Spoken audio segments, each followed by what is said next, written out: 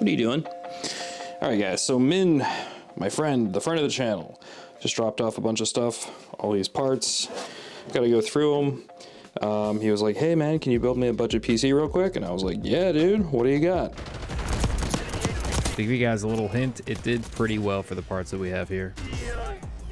And we just got a bunch of random stuff to build a super budget PC. So let's go bring it upstairs and unbox it. The estimated cost for this PC is about $240. All right, so I took everything out of the box except for this super flower case, which we'll take out in a minute. I've actually never seen one of these cases before, so I'm kind of excited to look at it. But let's go over what we have here. This is, it's a little lot, it's nothing crazy. We got this, I don't even know what this brand is here. Pi-Star ES850, and it claims to be a gold. A smart 500 watt, which you know my opinion on this if you watch the channel, they're kind of junk. And then we have a 1000 watt EVGA and an 850 gold. So there is a problem with these power supplies. They're all missing cables. Like these two do not have the CPU cable. I already went and tested these just before I started making this video, or right when I got this stuff open. They all pass, but because there's no cables for these ones in particular, and this one is missing a SATA cable, I might actually have to use this more not great one for this cheap system that we're going to be building. And to give you an idea of what he said, he basically just threw all this stuff in a box. I have no idea what CPU is in here. He was like, just build me a really cheap PC, and dropped all this stuff off at the house. He really wanted me to test these to see if they work, and as far as I can tell, they work as much as I can test it with that Thermaltake tester. Obviously not having the CPU cables is kind of an issue, but I do have this other 750 watt that I believe the cables match for, so I'm gonna see if that works, and yeah. But let's move on to the GPUs. This is actually kind of a nice looking GPU. This is the Red Devil RX 580. Yep, going way back, guys. Pentagram. This, which is probably what I'll end up using, I'm not really sure. This is a 1660 Super, so still pretty decent card, even though they're probably gonna be ending support soon. And then again, this is a X79 board. These boards actually tend to go for a little bit of money. But yeah, we're gonna take this cooler off in a second, and I gotta put a new CMOS battery in. It has Wi-Fi, that's kind of nice. And then we got some fans that he gave me, a SSD for the build, and a crappy hard drive. All right, let's take this off. I'm gonna do all this one-handed. That's right. If I'm gonna make a guess as to what CPU this is, my guess is that it is a 3930K, I think. Yeah, 3930K if I was to guess. And it is up, the CPU is upside down. I always forgot that these sockets have the CPU upside down, basically. So that is actually a 4960X. I gotta look up what that CPU is. I forget if that's a 6-core or an 8-core, but... All right, so I'm having a little bit of a dilemma here, and it's mostly because of this. And this just sold April 28th, 2025. This is a recent sale. And again, guys, a lot of people wonder, why are these older CPUs worth so much money? It really comes down to these older boards and what they support. If there's like some sort of legacy product that they're running, people will go out and buy these old CPUs. That this is the Extreme Edition. Like I said, I think it was worth some good money. Yeah, this is a very expensive older CPU. Even at 80 bucks, when you start to break down this PC at how much you can sell it for versus how much all the parts are worth, this is one of those situations where I almost don't recommend building this PC. If it was a 3930K and then like an X79 board from China, like some of the Chinese boards, granted if there's no tariffs, that would make a lot more sense. But at this point right now, I actually got to reach out to Min and tell him that this sold for a lot of money. I'm pretty sure that's a top of the line X79 CPU, so that's pretty awesome. I am gonna pull out these sticks of RAM and change them for something a little bit more not so ridiculous looking, because the red and blue is just funny and just clashes way too much. Let's open this case up and see what that looks like. This styrofoam cracked right when I looked at it. So my friend picked this up really cheap. It was like 50 bucks on the marketplace. I'd been seeing it kicking around my local area, and he was like, hey, should I go get this? I didn't even know it had like RGB fans and everything, so this is actually a pretty good deal because you got 3 in the front, 1 in the back. You have one of these swingy doors. I actually don't know how much this goes for brand new, so I'll throw that up on the screen. Hopefully it's not a ridiculously terrible deal. Mesh in the front, so that's kind of nice, good airflow. And as you can see in the back there, it is controlled by a real 5-volt ARGB system or whatever controller back here. So that's actually pretty nice for more modern systems. All right guys, so I just looked this CPU up. Apparently it's only a 6-core. It's the top of the line for this generation. There are probably Xeons and stuff that are better. I'm not even going to bother taking this thing out and all that because let me show you these sockets. Here's another X79 board. They have some problems. One of the problems with these boards is as time goes on, the CPU can kind of start bending the pins, and this is like a perfect socket that for whatever reason, it just stopped working, and I think it has to do with the socket. So I'm just gonna leave that the way it is. Let's put the cooler back on and just throw it into the case. Also, we do need a new CMOS battery, so. Nice to have the I/O shield, pretty unusual. This case did not come with all the standoffs put in, so I did that off camera. This is a full-size board, so it does hang over the edge a little bit. So I don't know how much he's gonna be posting this for. We're not gonna post it above, like, it's probably a $250 PC maybe. But that being said, I still wanna include some extra ARGB fans to help the sale. And if you guys don't know, these thermal right fans are such a good deal. These things are anywhere from like $15 to $11 online. They are really nice quality and they have ARGB. So it's kind of a no-brainer if you're trying to spice up your system.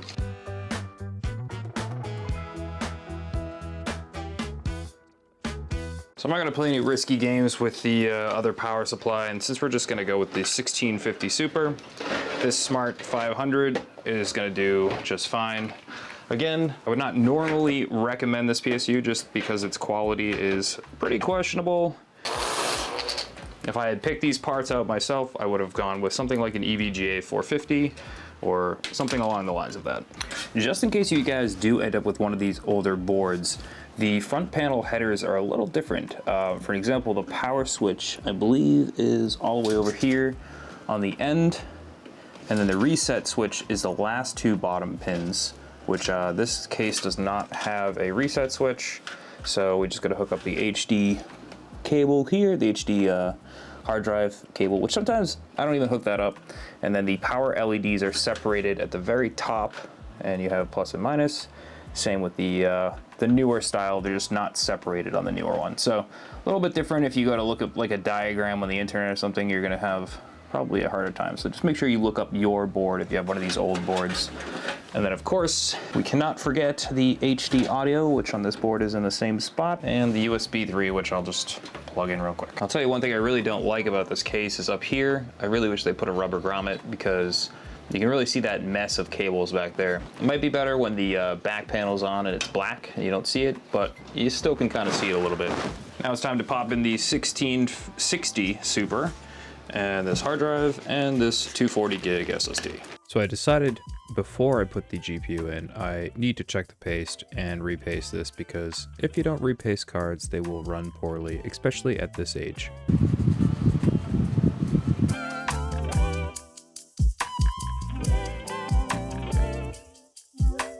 So I believe when I make a mistake that I should leave it in. I did make a mistake of not taking out this part here. Give me a minute. All right. I want to make sure that that piece is not in the case anywhere either. Yeah, so essentially what happens is if you leave these in and you don't plan putting your GPU in correctly, you have to bend these forward, and what it does is it could knock off the little ICs on the motherboard, but there is a way of doing it. You can take some pliers and pull it out backwards like I did here, just by kind of going like that, giving it a little bit of pressure. And if you just kind of keep doing this and working it, it will eventually come off. So I made this mistake probably 100 times. To pop the GPU in, and this is a simple case, pretty much just pop it in and that's it. No weird sliding things of, like some of these cases have these little things that cover over here and you have to slide it off. It's a pain in the ass. It's got a little bit of oxidization I've noticed right here. which isn't lovely, but again, super cheap system. I'm not gonna be painting the cooler like I've done before and cleaning it like crazy. All right, so I have the whole system pretty much ready to go. Really simple, fast build, no issues putting it together. The back I'm leaving off and the front I'm leaving off. I'm gonna tell you why. Normally I get cocky and I'll throw everything together just because, I don't know, things work a lot of times. But X79 is a little bit different. Since I swapped out these memory modules, there's a chance that I might have to pull all these sticks out if this does not boot. And that is what you get when you deal with the older X79 systems. They're a little bit troublesome with the memory. So yeah, let's see if this boots.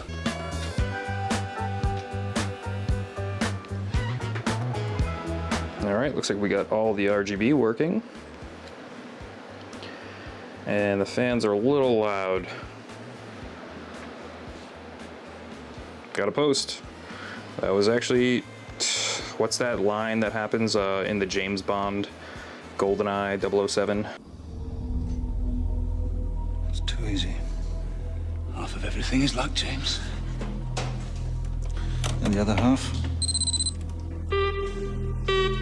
Fate. What's up, kitty girl? So I actually found a little bit of a problem, and normally I would be more worried about it, but I bought, well, I didn't buy it, but my friend Min bought other cards from this guy who bought this card here, who had this card here, and they were just as kind of, I don't know, not looking too great. So what goes on is if I touch this right here, the display goes off. Now watch, it'll come right back on. If I touch it again, you'll see, it goes off. So all it is some dirt that's in the connector itself. And last time I actually thought I had a broken Strix card, but I ended up just taking some alcohol and cleaning it out. So let's just do that right now. So what I'm gonna do is take this, it's like a dental pick, and put a little alcohol in here. I'm gonna pretty much just go in there and rub around with it a little bit. And I wanna get the contacts.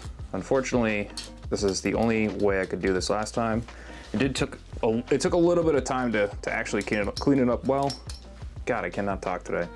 But yeah, so just, I'm not suggesting that this is the only way you can do this with the dental pick, but it's the kind of like nicest way of doing it because it is just a plastic pick, and you can see, look how much dirt is on that pick right there. And obviously don't power up your system right away once you do this because there's still a little bit of alcohol in there, let it dry.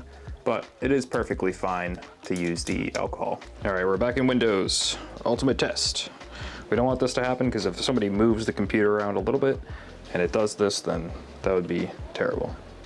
All right, shaking it.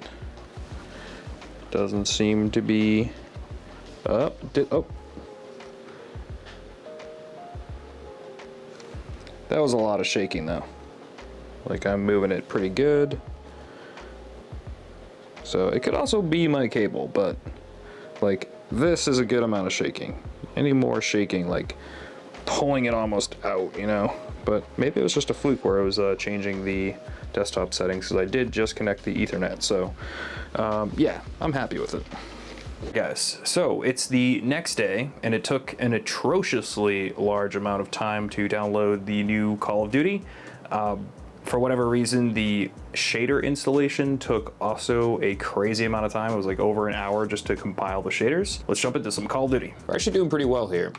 Keep in mind that I'm running OBS as well, so we're getting about 100 to 110 frames. Let's get this guy right now. Yeah, this freaking shotgun, guys, is crazy. Anyway, yeah, so dropped down to about 92 to 100, but yeah, the frame rate's not too bad. I mean, this is not visually that good looking if we drop into the settings here and go over, yep, quality. You know, we're on pretty much the lowest preset. We're using FSR, all low, but honestly, at this distance, on this monitor, like this is not a great monitor. A lot of you guys know that I need to replace this monitor if you follow the channel. But yeah, it's really not that bad. Like, I don't know what's up with this team, but they suck. Like, I'm not even trying here. I'm not even trying. Okay, you got me. But yeah, so I can go through a bunch of different maps. These maps will all perform a little bit different. So what I think I should do is jump into the actual benchmark. I've actually never even played this level either. This is like a new level to me. Oh, dude, I just got the HVT kill without even trying. That's pretty funny. All right, anyway, let's jump over to the actual benchmark. And there's another HVT right here. Actually, let's see if I can get the HVT. I'm gonna get you. Oh, dude, I almost got that HVT. So again, you could totally scale this if you want to change some settings and stuff, but obviously we're doing pretty well. The card's not, you know, freaking out or anything. And we're getting about 112, 115 FPS, 1080p, obviously using FSR. It does not look terrible, as you can see on the screen and by the OBS recording. Again, you have to factor in the fact that I am running OBS, so you could probably get another couple FPS on top of this. Anywhere from 5 to 10 FPS is what I was seeing before this. So, and look at that, you're jumping all the way up.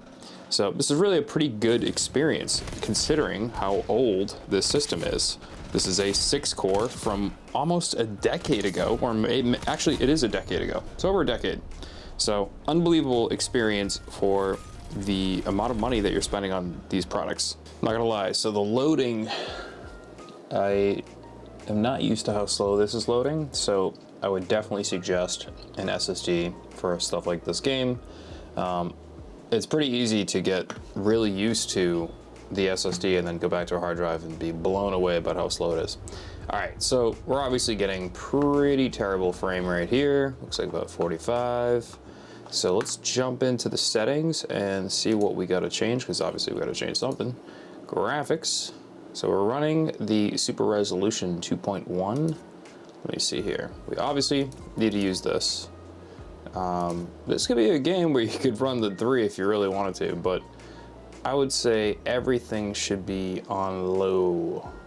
Motion blur off, what the hell? Okay, yeah, we're on high settings here. So let's just, let's drop everything to lower. I'm gonna run through this really quick, guys. All right, if we drop it to the low settings, pretty much just all low, we can achieve about 65, 70 FPS here. And this is a pretty busy area, but let's get out into the city really quick. We can run through the typical benchmark in a minute, but I just want to see how this game plays, just actually playing the game. And it feels pretty good, I'm not gonna lie. Like, the 1660 Super still kicks it, even at the low settings. You know, it's like people are like, oh, low doesn't look good. Low looks a lot better than what low used to be. And it's like we can go up to areas up here, and you're not, at this distance on a 1080p screen, to me, low is incredibly good looking. Like, if you're really a budget gamer, and that stutter was insane. That was an insane stutter. If you're really a budget gamer though, this is still insanely good looking. Like, look at this lighting. Let's get some action going here. That's right. How does this feel with the action? I mean, the movement's pretty good. I saw another couple stutters, so we are seeing some stutters. Yeah, it's definitely going to vary depending on what you're doing. Also remember, again, I am running OBS in the background. Should we attack this guy? Just for fun, let's do it. This is a bad idea.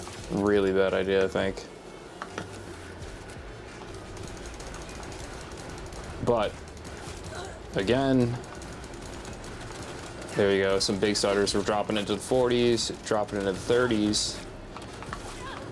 So yeah, if you get into a firefight, this setup, it's an older setup, you know, it's like you can play the game, but expect to be on the lowest possible setting and still see some pretty insane drops. I'm probably gonna die here in a minute, so I'm gonna hop out of this and we're gonna jump over to the actual benchmark and see what it comes back with. Jumping into the benchmark, as we can see, looks pretty smooth. We're hitting that 75 to 80 FPS.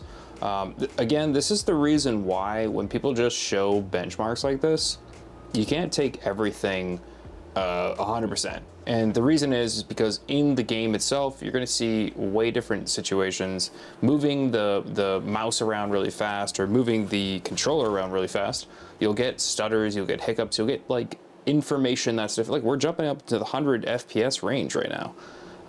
So yeah, you're gonna get a mixture of different things. This is a very smooth benchmark. This benchmark is, I almost say it's not to be trusted, because there are parts in Cyberpunk that will bring you to 30 FPS, just like games like Stalker, where you go into the city and like the FPS drops. Night City in particular is one of those areas that drops very, very low, depending on where you are, how much lighting effects you have on and stuff. So yeah, it was a good thing I tested the game and not just ran these benchmarks, because it's like we're seeing a really good 87.55 FPS average, but the reality is in the other little thing I showed you there, we were dropping into like real low settings, like 40 FPS, real low frame rates, sorry, 40 FPS, 30 FPS, and yeah, so it's playable. Just keep that in mind, that if you have a budget system like this, prepare to be on the lowest of low settings.